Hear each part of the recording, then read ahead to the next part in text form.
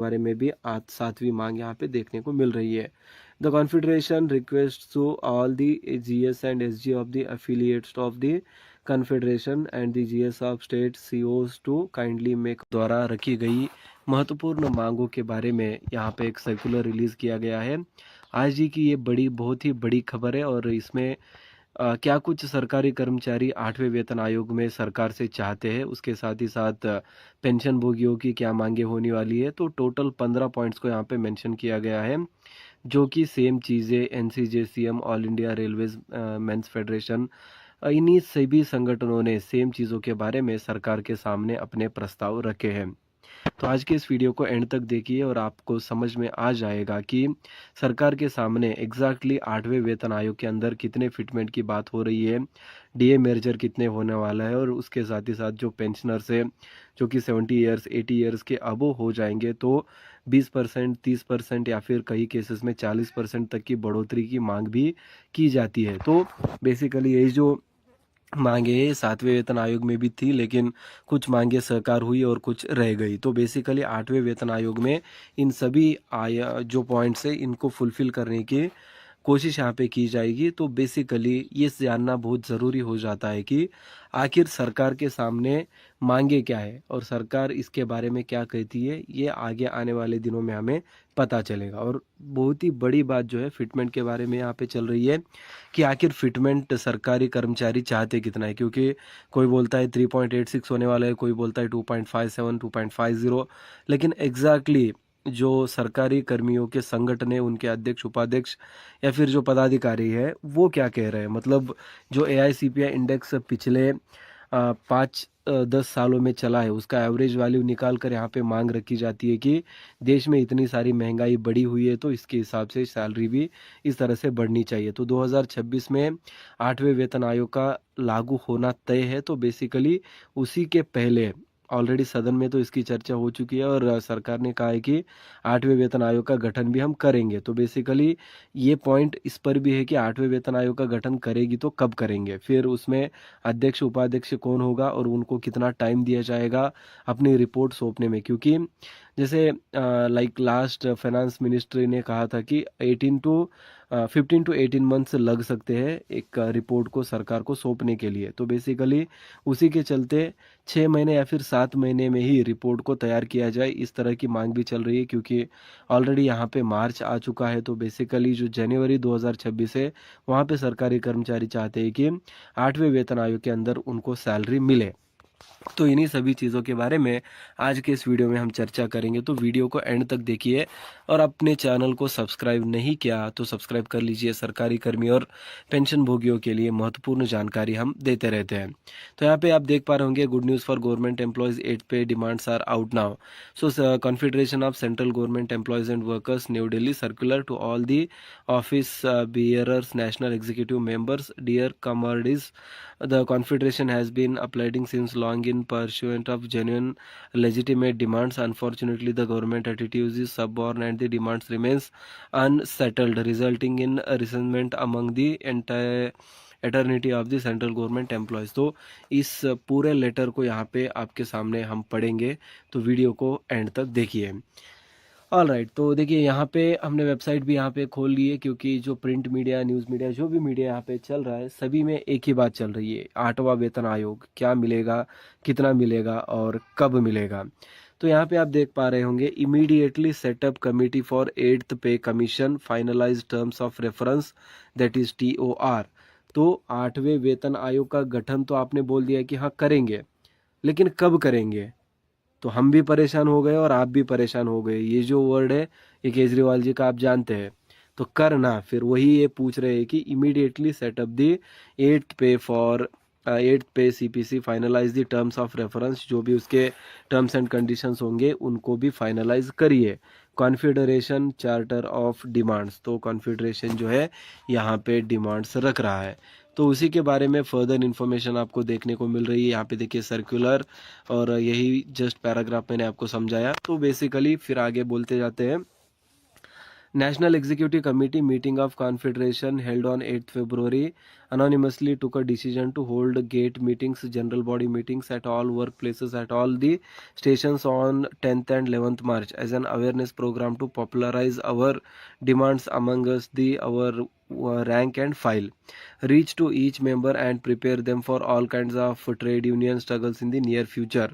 The charter of demands for the campaign awareness और programs are under.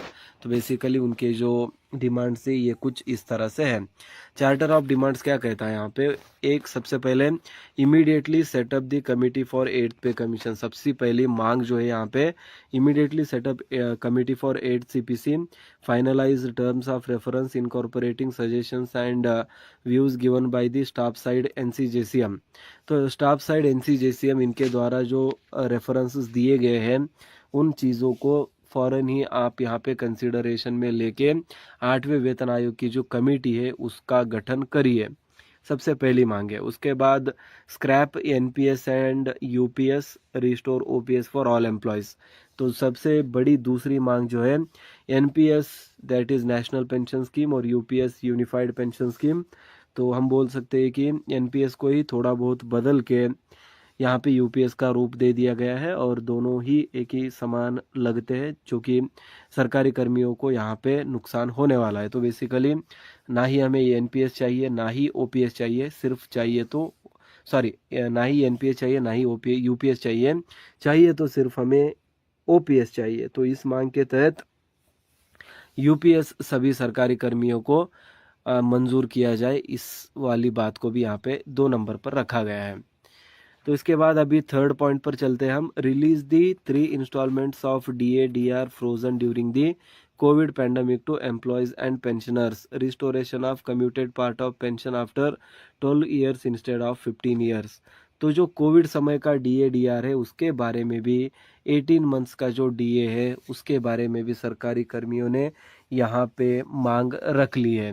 तो basically सरकार ने कुछ देर पहले मतलब कुछ महीने पहले ये स्पष्ट किया था कि सरकार के पास उस वक्त पैसा नहीं था और इकोनॉमिक कंडीशंस ठीक नहीं थी, उसके कारण हमें DA/DR को रोकना पड़ा। बेसिकली 2 इंक्रीमेंट्स को रोका गया था। बेसिकली वो होता है 18 मंथ का, ठीक है। तो 2020 और 21 की बात हम कर रहे हैं जो कि कोविड का टाइम था। तो वहाँ पे तकरीबन 18 मंथ का DA/DR जो है रोका गया था। तो उसी चीज़ के बारे में यहाँ पे लगातार मांग रखी जा रही है कि release the 3 installments of DA/DR frozen during the covid pandemic to employees and pensioners, restoration of computed part of the pension after 12 years instead of the 15 years. तो कम्यूटेड पार्ट ऑफ पेंशन जो है 12 महीने में ही होना चाहिए instead of 15 महीना। तो 15 महीना जो है मैंडेटरी सर्विस होती है उसको 12 महीना ही करो पेंशन के लिए। तो ये भी दूसरी मांग यहाँ पे 3rd पॉइंट में हम देख सकते हैं। तो आप यहाँ पे समझ पा रहे होंगे कि सरकार के सामने सभी मांगे हैं। 8वें वेतन आयोग का जो गठन है वो किया जाए तुरंत, उसके बाद NPS को कैंसिल करके OPS लाया जाए। फिर तीसरे में लिखा गया है कि 18 मंथ का जो DA है इसको तुरंत ही रिलीज कर दिए, क्योंकि ये सरकारी कर्मियों का हक होता है, पेंशनर्स का हक होता है। आप उसको डिले कर सकते हैं लेकिन ऐसे ही कंप्लीटली अबॉलिश नहीं कर सकते या फिर उसको मतलब गायब नहीं कर सकते आप, ठीक है। तो ये 3 मांगे हो गई, फिर और भी मांगे। बिल्कुल वीडियो को एंड तक देखिए, पूरा मामला यहाँ पे हमें समझ में आ जाएगा। तो 4th वन क्या कह रहा है, remove 5% ceiling imposed on compassionate appointment, grant compassionate appointment in all cases to awards और dependents of the deceased employees. तो बेसिकली जो सरकारी कर्मी यहाँ पे मतलब कुछ कारणवश यहाँ पे देहांत हो जाता है उनका या फिर कुछ घटनाएं हो जाती है जहाँ पे उनकी मृत्यु हो जाती है, तो जो 5% सीलिंग इम्पोज की गई है उसको कंपेंसेशन में निकाल दिया जाए। और फिर उसके बाद 5th पॉइंट जो है, fill up vacant post of all cadre in all the departments, stop outsourcing and corporatisation in government departments. तो बहुत ही बड़ी मांग है यहाँ पे जो कि बेसिकली सब लोग इग्नोर कर देंगे, लेकिन ये बहुत ज़रूरी है गाइस, क्योंकि जो सरकार यहाँ पे कर रही है कॉन्ट्रैक्चुअल बेसिस पे सरकारी कर्मियों का गठन करेंगे और कुछ कॉरपोरेट्स को मतलब जो प्राइवेट कंपनीज होती है उनको हम काम दे देंगे, बजाय कि हम सरकारी कर्मियों को यहाँ पे नौकरी दे हम प्राइवेट को देंगे। तो इससे सरकारी संगठन जो है वीक हो जाएगा, क्योंकि जो पार्ट टाइम या फिर जो कॉन्ट्रैक्ट बेस्ड वर्कर्स होंगे, जो कर्मचारी होंगे, वो सरकार के सामने अपनी आवाज़ नहीं उठा सकेंगे, क्योंकि सरकार उनको तुरंत ही निकाल सकती है। और उसके साथ ही साथ जो कॉरपोरेट है, वहाँ पे तो आज का भरोसा कल नहीं होता और कल का परसों नहीं होता, तो बेसिकली कभी भी उनकी जॉब जा सकती है। तो इसकी एक एक वजह है कि सरकार कंट्रोल जो है अपने हित में रखना चाहता है, या फिर जो कहते हैं ना कि मोदी गवर्नमेंट थोड़ा सा मतलब प्राइवेटाइजेशन पे ज़्यादा फोकस करती है। तो नॉट ओनली मोदी सरकार, तो बेसिकली ये भी गलत होगा कि हम सिर्फ मोदी जी को यहाँ पे बोल रहे हैं। सभी सरकारें ये चीज़ करती हुई आ रही है, और अभी प्रेजेंटली तो सेंट्रल गवर्नमेंट में मतलब बीजेपी है, तो उन्हीं को हम यहाँ पे पॉइंट आउट कर रहे हैं कि जो कॉर्पोराइजेशन हो रहा है या फिर प्राइवेटाइजेशन हो रहा है, उसको रोका जाए, और सरकारी कर्मियों को, सरकार मतलब गवर्नमेंट एम्प्लॉयज़ को यहाँ पे रिक्रूट किया जाए, जो कि अपनी आवाज़ भी उठा सकेंगे और वक्त आने पर कोर्ट का दरवाज़ा भी खटखटा सकेंगे। तो उनको कोई निकाल नहीं सकता, या फिर मतलब जब तक कि वो सच में अगर कुछ बुरा काम करते या फिर जो कुछ रॉन्ग करते, तब तक उनको नहीं निकाला जा सकता। तो ये भी फिफ्थ पॉइंट है, इम्पॉर्टेंट है। इससे सरकारी कर्मी और यूनियन जो संगठन है उसकी शक्ति बढ़ेगी, और जो सरकारी कर्मी है अपनी मांग को ज़्यादा बेहतर रूप में रख सकेंगे, और सरकार उसको उतना ही पॉजिटिवली यहाँ पे रिजॉल्व करेगी, क्योंकि जो स्ट्रेंथ है वो यूनिटी में होती है। जो संगठन है वो संगठन बनता है अपने कर्मचारियों से। अपने जो कर्मचारी जितना ज़्यादा होंगे उसमें उतनी ही ज़्यादा शक्तिशाली संगठन बनेगी। जैसे कि हमारे देश में सबसे बड़ा सरकारी संगठन बोलेंगे तो जो all India railways men's federation है, उसी को हम कह सकते हैं। एनसीजेसीएम हो गया। तो ऐसे बहुत सारे संगठन है जो कि सरकारी कर्मियों के मांगों को लगातार सरकार के सामने रखती है, और सरकार पर ये दबाव बनाती भी है कि उन मांगों को पूरा किया जाए, वरना उसका खामियाजा भुगतना पड़ सकता है। तो ये है फिफ्थ वाला पॉइंट। तो उसके बाद सिक्स्थ पॉइंट पे हम चलते हैं, जो कि कह रहा है कि ensure democratic functioning of association और federations as per JCM mechanism. तो यहाँ पे डेमोक्रेटिक रूप से एनसीजेसीएम जो संगठन होते हैं उनका यहाँ पे काम होना चाहिए। उसके बाद ए बी ऐसे दिए गए हैं, ग्रांट रिकॉग्नाइजेशन टू एसोसिएशन और federations which are pending, withdraw the derecognition orders of AIPUG, GRC Union, NFPE and ISRO SA Union. Stop imposing Rule 15(1)C on service associations और फेडरेशंस। तो basically ये जो 15C वाला rule है, जो कि service associations और फेडरेशंस पर लगाया जाता है, उसको तुरंत ही रोक दिया जाए या फिर बंद कर दिया जाए। ये भी यहाँ पे 6 पॉइंट पे लिखा गया है। और उसके साथ ही साथ regularize casual contingent contractual laborers and GDS employees, grant equal status to employees of autonomous bodies to that of the CZ employees। तो बेसिकली जो कॉन्ट्रेक्चुअल बेस्ड नौकर्स होते हैं उनको भी यहाँ पे परमानेंट सरकारी नौकर का दौरा या फिर ओहदा दिया जाए, इसके बारे में भी आज सातवीं मांग यहाँ पे देखने को मिल रही है। The Confederation requests to all the GS and SG of the affiliates of the Confederation and the GS of state COs to kindly make all of out efforts to reach out to the each member.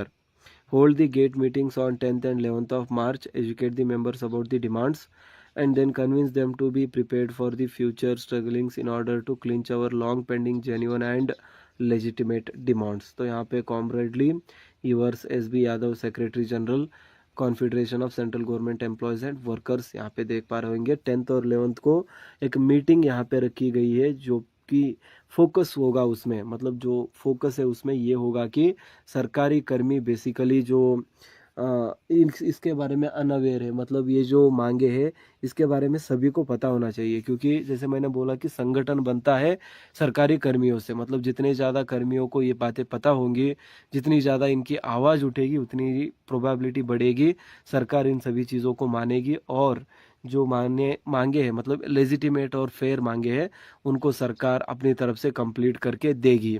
तो इन सभी चीज़ों के बारे में सबको पता होना चाहिए, और उसके लिए ही आप मीटिंग्स रखिए, उनको अवेयर कीजिए इसके बारे में। Confederation of central government employees and workers द्वारा यहाँ पे एक बहुत ही महत्वपूर्ण सर्कुलर रिलीज़ किया जा रहा है। तो आप देख पा रहे हैं ऑफिशियल सर्कुलर भी आपके सामने स्क्रीन पे मैं शेयर कर रहा हूँ। Circular to all officers and bearers, dear comrades, and then charter of demands, यहाँ पे बोला गया है कि क्या कुछ डिमांड्स यहाँ पे रखी गई है।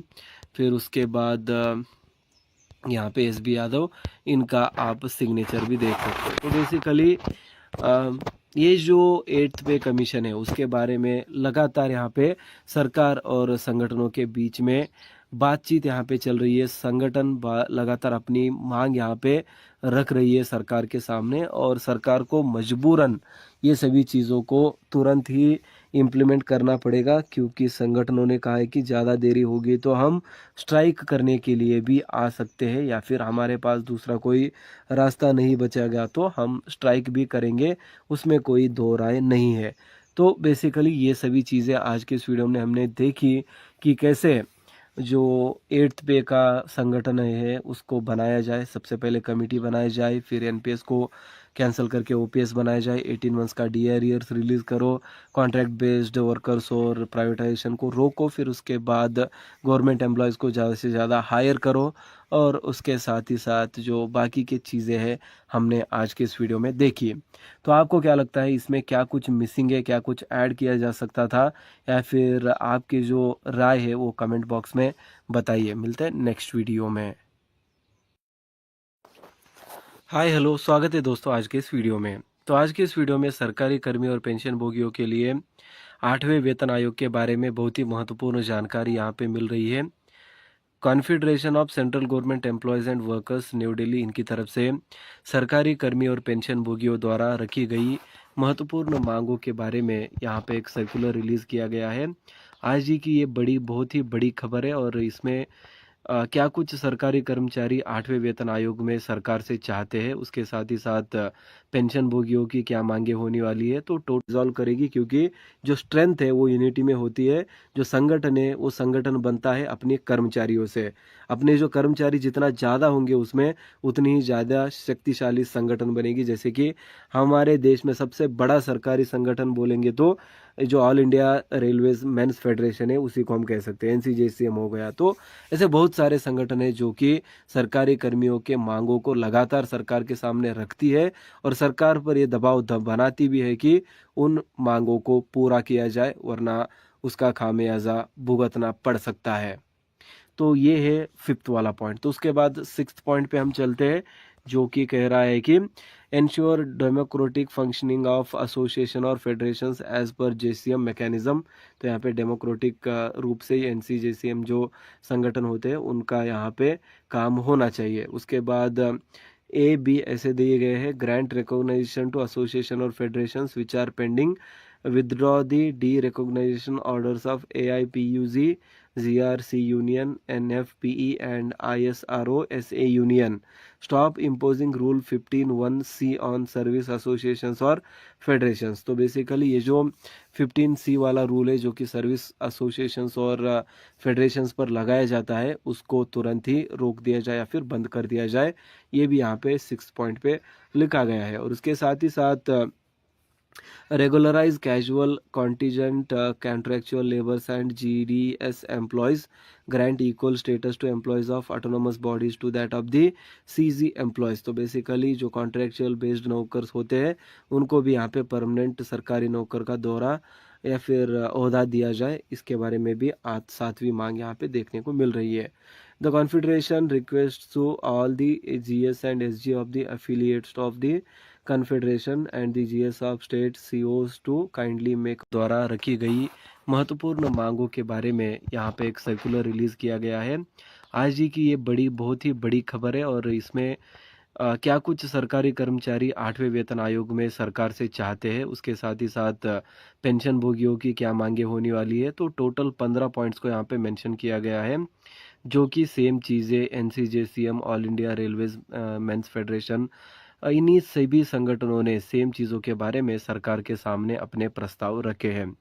तो आज के इस वीडियो को एंड तक देखिए और आपको समझ में आ जाएगा कि सरकार के सामने एग्जैक्टली 8वें वेतन आयोग के अंदर कितने फिटमेंट की बात हो रही है, डीए मेजर कितने होने वाला है, और उसके साथ ही साथ जो पेंशनर्स है जो कि 70 ईयर्स 80 ईयर्स के अबो हो जाएंगे तो 20%, 30% या फिर कई केसेस में 40% तक की बढ़ोतरी की मांग भी की जाती है। तो बेसिकली यही जो मांगे 7वें वेतन आयोग में भी थी, लेकिन कुछ मांगे साकार हुई और कुछ रह गई। तो बेसिकली 8वें वेतन आयोग में इन सभी जो पॉइंट्स है इनको फुलफिल करने की कोशिश यहाँ पे की जाएगी। तो बेसिकली ये जानना बहुत ज़रूरी हो जाता है कि आखिर सरकार के सामने मांगे क्या है और सरकार इसके बारे में क्या कहती है, ये आगे आने वाले दिनों में हमें पता चलेगा। और बहुत ही बड़ी बात जो है फिटमेंट के बारे में यहाँ पे चल रही है कि आखिर फिटमेंट सरकारी कर्मचारी चाहते कितना है, क्योंकि कोई बोलता है 3.86 होने वाला है, कोई बोलता है 2.57, 2.50,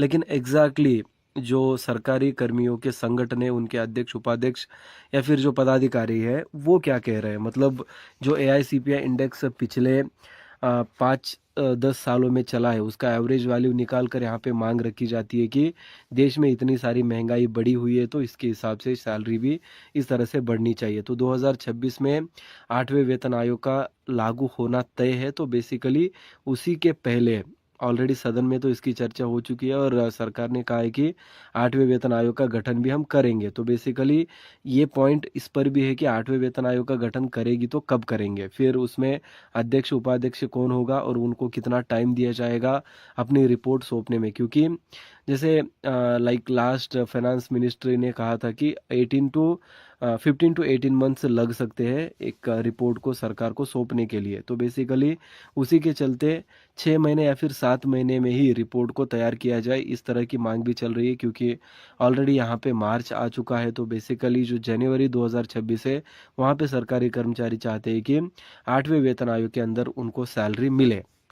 तो इन्हीं सभी चीज़ों के बारे में आज के इस वीडियो में हम चर्चा करेंगे। तो वीडियो को एंड तक देखिए और अपने चैनल को सब्सक्राइब नहीं किया तो सब्सक्राइब कर लीजिए। सरकारी कर्मी और पेंशन भोगियों के लिए महत्वपूर्ण जानकारी हम देते रहते हैं।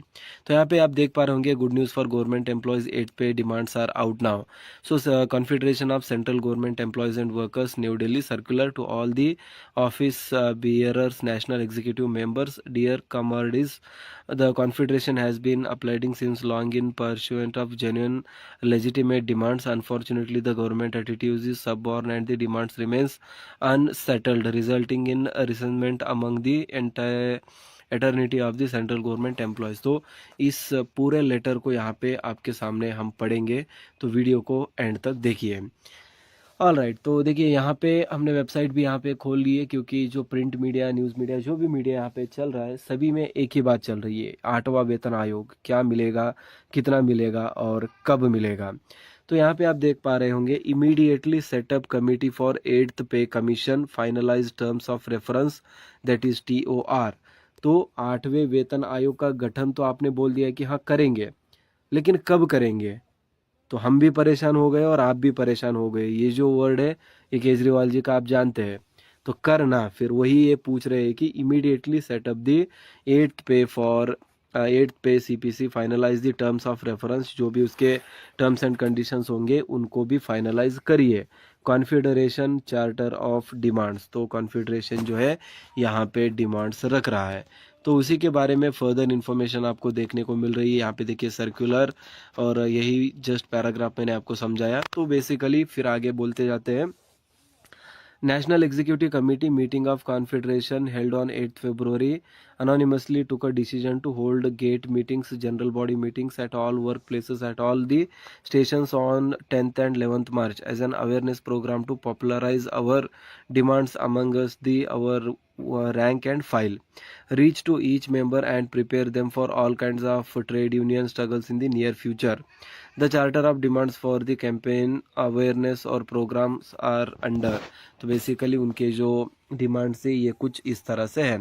चार्टर ऑफ डिमांड्स क्या कहता है यहाँ पे, एक सबसे पहले immediately setup the committee for 8th pay commission. सबसे पहली मांग जो है यहाँ पे, immediately set up committee for 8th CPC, finalise terms of reference, incorporating suggestions and views given by the staff side NCJCM। तो स्टाफ साइड NCJCM इनके द्वारा जो रेफरेंसेस दिए गए हैं, उन चीज़ों को फ़ौरन ही आप यहाँ पे कंसिडरेशन में लेके 8वें वेतन आयोग की जो कमेटी है उसका गठन करिए, सबसे पहली मांग है। उसके बाद scrap NPS and UPS, restore OPS for all employees. तो सबसे बड़ी दूसरी मांग जो है, NPS that is national pension scheme और UPS यूनिफाइड पेंशन स्कीम। तो हम बोल सकते हैं कि NPS को ही थोड़ा बहुत बदल के यहाँ पे यूपीएस का रूप दे दिया गया है और दोनों ही एक ही समान लगते हैं, जो कि सरकारी कर्मियों को यहाँ पे नुकसान होने वाला है। तो बेसिकली ना ही हमें एनपीएस चाहिए ना ही ओपीएस चाहिए, सिर्फ चाहिए तो सॉरी ना ही एनपीएस चाहिए ना ही यूपीएस चाहिए तो सिर्फ हमें ओपीएस चाहिए। तो इस मांग के तहत यूपीएस सभी सरकारी कर्मियों को मंजूर किया जाए, इस वाली बात को भी यहाँ पे 2 नंबर पर रखा गया है। तो इसके बाद अभी थर्ड पॉइंट पर चलते हैं हम। Release the 3 installments of DA frozen during the covid pandemic to employees and pensioners, restoration of commuted part of pension after 12 years instead of 15 years. तो जो कोविड समय का डीआर है उसके बारे में भी 18 मंथ्स का जो डीए है उसके बारे में भी सरकारी कर्मियों ने यहाँ पे मांग रख ली है। तो बेसिकली सरकार ने कुछ देर पहले मतलब कुछ महीने पहले ये स्पष्ट किया था कि सरकार के पास उस वक्त पैसा नहीं था और इकोनॉमिक कंडीशंस ठीक नहीं थी, उसके कारण हमें डीआर को रोकना पड़ा। बेसिकली 2 इंक्रीमेंट्स को रोका गया था। बेसिकली वो होता है 18 मंथ का, ठीक है। तो 2020 और 21 की बात हम कर रहे हैं, जो कि कोविड का टाइम था। तो वहाँ पे तकरीबन 18 मंथ का डीआर जो है रोका गया था। तो उसी चीज़ के बारे में यहाँ पे लगातार मांग रखी जा रही है कि release the 3 installments of DR frozen during the covid pandemic to employees and pensioners, restoration of computed part of the pension after 12 years instead of the 15 years. तो कम्यूटेड पार्ट ऑफ पेंशन जो है 12 महीने में ही होना चाहिए instead of 15 महीना। तो 15 महीना जो है मैंडेटरी सर्विस होती है, उसको 12 महीना ही करो पेंशन के लिए। तो ये भी दूसरी मांग यहाँ पे थर्ड पॉइंट में हम देख सकते हैं। तो आप यहाँ पे समझ पा रहे होंगे कि सरकार के सामने सभी मांगे हैं। 8वें वेतन आयोग का जो गठन है वो किया जाए तुरंत, उसके बाद एनपीएस को कैंसिल करके ओपीएस लाया जाए। फिर तीसरे में लिखा गया है कि 18 मंथ का जो डीए है इसको तुरंत ही रिलीज कर दिए, क्योंकि ये सरकारी कर्मियों का हक होता है, पेंशनर्स का हक होता है। आप उसको डिले कर सकते हैं लेकिन ऐसे ही कंप्लीटली अबॉलिश नहीं कर सकते या फिर उसको मतलब गायब नहीं कर सकते आप, ठीक है। तो ये 3 मांगे हो गई, फिर और भी मांगे। बिल्कुल वीडियो को एंड तक देखिए, पूरा मामला यहाँ पे हमें समझ में आ जाएगा। तो फोर्थ वन क्या कह रहा है, remove 5% ceiling imposed on compassionate appointment, grant compassionate appointment in all cases to awards और dependents of the deceased employees. तो बेसिकली जो सरकारी कर्मी यहाँ पे मतलब कुछ कारणवश यहाँ पे देहांत हो जाता है उनका, या फिर कुछ घटनाएं हो जाती है जहाँ पे उनकी मृत्यु हो जाती है, तो जो 5% सीलिंग इम्पोज की गई है उसको कंपेंसेशन में निकाल दिया जाए। और फिर उसके बाद फिफ्थ पॉइंट जो है, fill up vacant post of all cadre in all the departments, stop outsourcing and corporatisation in government departments. तो बहुत ही बड़ी मांग है यहाँ पे, जो कि बेसिकली सब लोग इग्नोर कर देंगे, लेकिन ये बहुत ज़रूरी है गाइज, क्योंकि जो सरकार यहाँ पे कर रही है कॉन्ट्रैक्चुअल बेसिस पे सरकारी कर्मियों का गठन करेंगे और कुछ कॉरपोरेट्स को मतलब जो प्राइवेट कंपनीज होती है उनको हम काम दे देंगे, बजाय कि हम सरकारी कर्मियों को यहाँ पे नौकरी दे हम प्राइवेट को देंगे। तो इससे सरकारी संगठन जो है वीक हो जाएगा, क्योंकि जो पार्ट टाइम या फिर जो कॉन्ट्रैक्ट बेस्ड वर्कर्स होंगे, जो कर्मचारी होंगे, वो सरकार के सामने अपनी आवाज़ नहीं उठा सकेंगे, क्योंकि सरकार उनको तुरंत ही निकाल सकती है। और उसके साथ ही साथ जो कॉरपोरेट है वहाँ पे तो आज का भरोसा कल नहीं होता और कल का परसों नहीं होता, तो बेसिकली कभी भी उनकी जॉब जा सकती है। तो इसकी एक वजह है कि सरकार कंट्रोल जो है अपने हित में रखना चाहता है, या फिर जो कहते हैं ना कि मोदी गवर्नमेंट थोड़ा सा मतलब प्राइवेटाइजेशन पे ज़्यादा फोकस करती है। तो नॉट ओनली मोदी सरकार, तो बेसिकली ये भी गलत होगा कि हम सिर्फ मोदी जी को यहाँ पे बोल रहे हैं, सभी सरकारें ये चीज़ करती हुई आ रही है। और अभी प्रेजेंटली तो सेंट्रल गवर्नमेंट में मतलब बीजेपी है, तो उन्हीं को हम यहाँ पे पॉइंट आउट कर रहे हैं कि जो कॉर्पोराइजेशन हो रहा है या फिर प्राइवेटाइजेशन हो रहा है उसको रोका जाए और सरकारी कर्मियों को सरकार मतलब गवर्नमेंट एम्प्लॉयज़ को यहाँ पे रिक्रूट किया जाए, जो कि अपनी आवाज़ भी उठा सकेंगे और वक्त आने पर कोर्ट का दरवाज़ा भी खटखटा सकेंगे। तो उनको कोई निकाल नहीं सकता, या फिर मतलब जब तक कि वो सच में अगर कुछ बुरा काम करते या फिर जो कुछ रॉन्ग करते तब तक उनको नहीं निकाला जा सकता। तो ये भी फिफ्थ पॉइंट है, इम्पॉर्टेंट है। इससे सरकारी कर्मी और यूनियन जो संगठन है उसकी शक्ति बढ़ेगी और जो सरकारी कर्मी है अपनी मांग को ज़्यादा बेहतर रूप में रख सकेंगे और सरकार उसको उतना ही पॉजिटिवली यहाँ पे रिजॉल्व करेगी, क्योंकि जो स्ट्रेंथ है वो यूनिटी में होती है। जो संगठन है वो संगठन बनता है अपने कर्मचारियों से। अपने जो कर्मचारी जितना ज़्यादा होंगे उसमें उतनी ही ज़्यादा शक्तिशाली संगठन बनेगी। जैसे कि हमारे देश में सबसे बड़ा सरकारी संगठन बोलेंगे तो जो all India railways men's federation है उसी को हम कह सकते हैं, एनसीजेसीएम हो गया। तो ऐसे बहुत सारे संगठन है जो कि सरकारी कर्मियों के मांगों को लगातार सरकार के सामने रखती है और सरकार पर ये दबाव बनाती भी है कि उन मांगों को पूरा किया जाए, वरना उसका खामियाजा भुगतना पड़ सकता है। तो ये है फिफ्थ वाला पॉइंट। तो उसके बाद सिक्स्थ पॉइंट पे हम चलते हैं, जो कि कह रहा है कि ensure democratic functioning of association और federations as per JCM mechanism. तो यहाँ पे डेमोक्रेटिक रूप से एनसीजेसीएम जो संगठन होते हैं उनका यहाँ पे काम होना चाहिए। उसके बाद ए बी ऐसे लिए गए हैं, ग्रांट रिकॉग्नाइजेशन टू एसोसिएशन और federations which are pending, withdraw the derecognition orders of AIPUG, GRC Union, NFPE and ISRO SA Union. Stop imposing Rule 15(1)(c) on service associations और फेडरेशंस। तो basically ये जो 15(c) वाला rule है जो कि service associations और फेडरेशंस पर लगाया जाता है उसको तुरंत ही रोक दिया जाए या फिर बंद कर दिया जाए। ये भी यहाँ पे 6 पॉइंट पे लिखा गया है। और उसके साथ ही साथ regularize casual contingent contractual laborers and GDS employees, grant equal status to employees of autonomous bodies to that of the CZ employees। तो बेसिकली जो कॉन्ट्रेक्चुअल बेस्ड नौकर्स होते हैं उनको भी यहाँ पे परमानेंट सरकारी नौकर का दौरा या फिर ओहदा दिया जाए, इसके बारे में भी आज सातवीं मांग यहाँ पे देखने को मिल रही है। The confederation request to all the GS and SG of the affiliates of the Confederation and the GS of state COs to kindly make all of out efforts to reach out to the each member.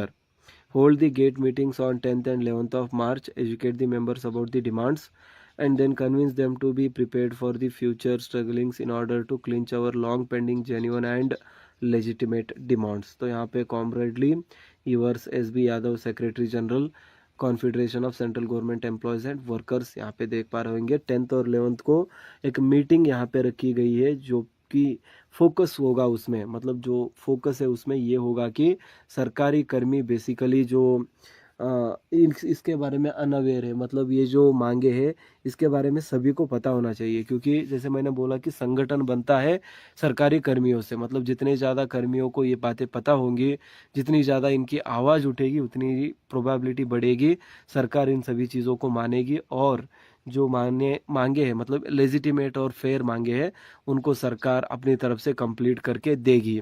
तो इन सभी चीज़ों के बारे में सबको पता होना चाहिए और उसके लिए ही आप मीटिंग्स रखिए, उनको अवेयर कीजिए। इसके बारे में confederation of central government employees and workers द्वारा यहाँ पे एक बहुत ही महत्वपूर्ण सर्कुलर रिलीज़ किया जा रहा है।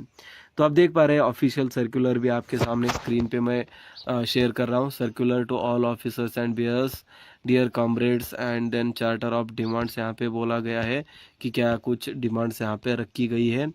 फिर उसके बाद यहाँ पे SB यादव, इनका आप सिग्नेचर भी देख सकते हो। तो बेसिकली ये जो 8th पे कमीशन है उसके बारे में लगातार यहाँ पे सरकार और संगठनों के बीच में बातचीत यहाँ पे चल रही है। संगठन लगातार अपनी मांग यहाँ पे रख रही है सरकार के सामने और सरकार को मजबूरन ये सभी चीज़ों को तुरंत ही इम्प्लीमेंट करना पड़ेगा, क्योंकि संगठनों ने कहा है कि ज़्यादा देरी होगी तो हम स्ट्राइक करने के लिए भी आ सकते हैं या फिर हमारे पास दूसरा कोई रास्ता नहीं बचेगा तो हम स्ट्राइक भी करेंगे, उसमें कोई दो राय नहीं है।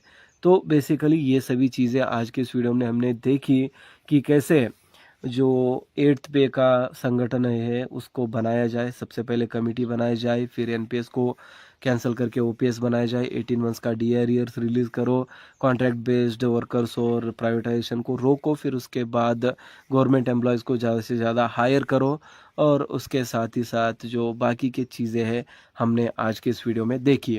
तो आपको क्या लगता है, इसमें क्या कुछ मिसिंग है, क्या कुछ ऐड किया जा सकता था, या फिर आपकी जो राय है वो कमेंट बॉक्स में बताइए। मिलते हैं नेक्स्ट वीडियो में। हाय हेलो, स्वागत है दोस्तों आज के इस वीडियो में। तो आज के इस वीडियो में सरकारी कर्मी और पेंशन भोगियों के लिए 8वें वेतन आयोग के बारे में बहुत ही महत्वपूर्ण जानकारी यहाँ पे मिल रही है।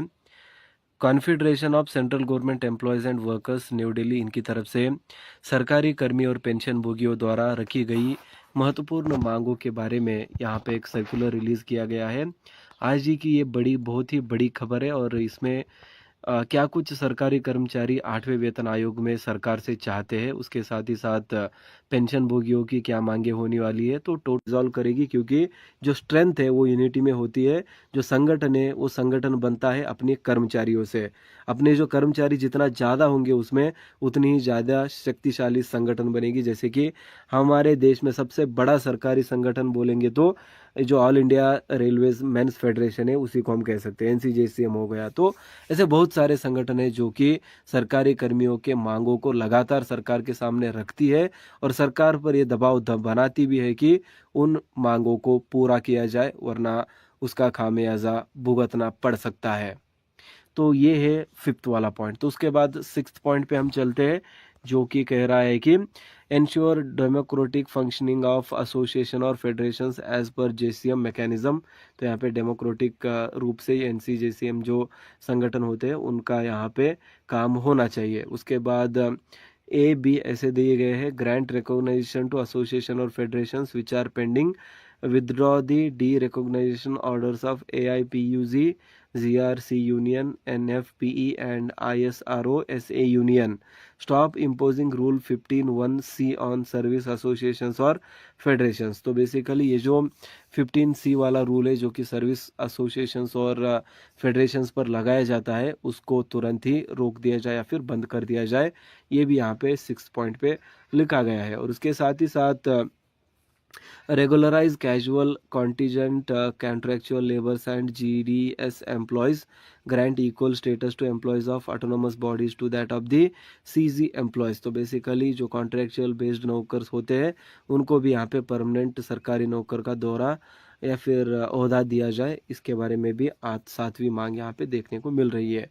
The confederation request to all the GS and SG of the affiliates of the confederation and the GS of state COs to kindly make द्वारा रखी गई महत्वपूर्ण मांगों के बारे में यहाँ पे एक सर्कुलर रिलीज़ किया गया है।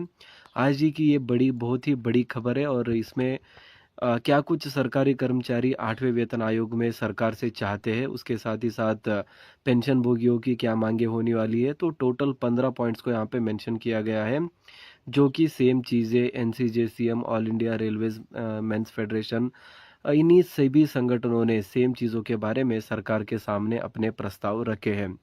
तो आज के इस वीडियो को एंड तक देखिए और आपको समझ में आ जाएगा कि सरकार के सामने एग्जैक्टली 8वें वेतन आयोग के अंदर कितने फिटमेंट की बात हो रही है, डीए मेजर कितने होने वाला है, और उसके साथ ही साथ जो पेंशनर्स है जो कि 70 ईयर्स 80 ईयर्स के अबो हो जाएंगे तो 20%, 30% या फिर कई केसेस में 40% तक की बढ़ोतरी की मांग भी की जाती है। तो बेसिकली यही जो मांगे 7वें वेतन आयोग में भी थी, लेकिन कुछ मांगे साकार हुई और कुछ रह गई। तो बेसिकली 8वें वेतन आयोग में इन सभी जो पॉइंट्स है इनको फुलफिल करने की कोशिश यहाँ पे की जाएगी। तो बेसिकली ये जानना बहुत ज़रूरी हो जाता है कि आखिर सरकार के सामने मांगे क्या है और सरकार इसके बारे में क्या कहती है, ये आगे आने वाले दिनों में हमें पता चलेगा। और बहुत ही बड़ी बात जो है फिटमेंट के बारे में यहाँ पे चल रही है कि आखिर फिटमेंट सरकारी कर्मचारी चाहते कितना है, क्योंकि कोई बोलता है 3.86 होने वाला है, कोई बोलता है 2.57, 2.50,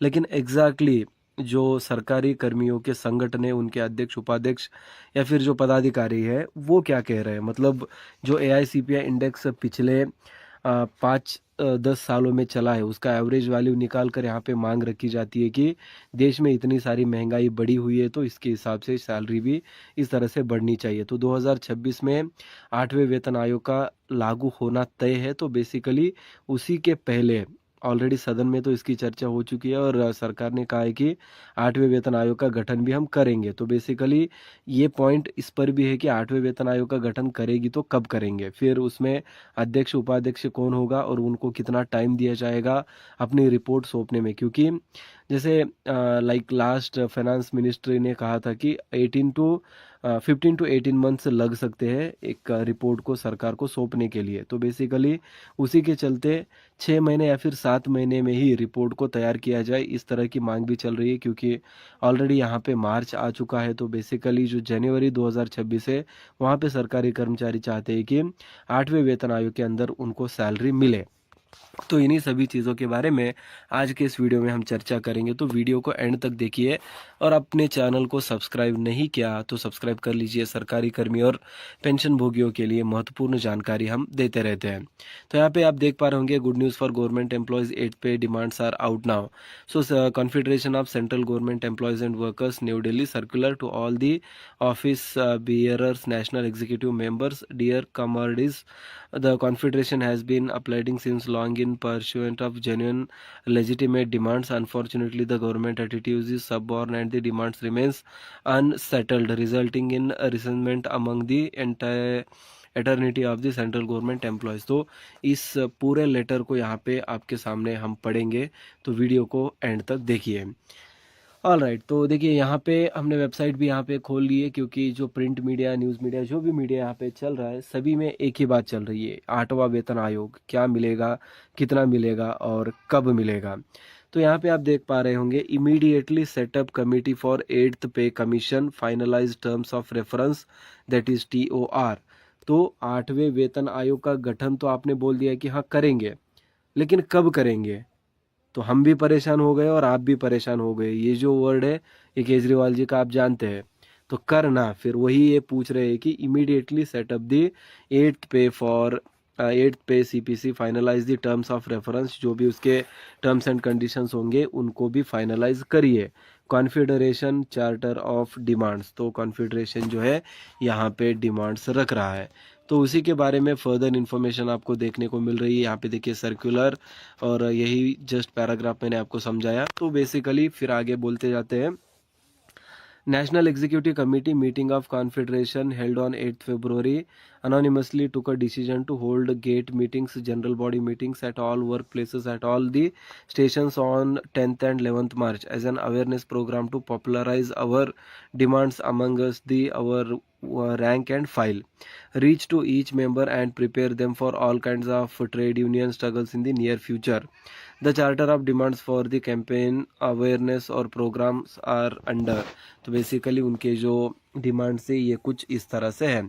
चार्टर ऑफ डिमांड्स क्या कहता है यहाँ पे, एक सबसे पहले immediately setup the committee for 8th pay commission. सबसे पहली मांग जो है यहाँ पे, immediately set up committee for 8th CPC, finalise terms of reference, incorporating suggestions and views given by the staff side NCJCM। तो स्टाफ साइड NCJCM इनके द्वारा जो रेफरेंसेस दिए गए हैं उन चीज़ों को फ़ौरन ही आप यहाँ पे कंसिडरेशन में लेके 8वें वेतन आयोग की जो कमेटी है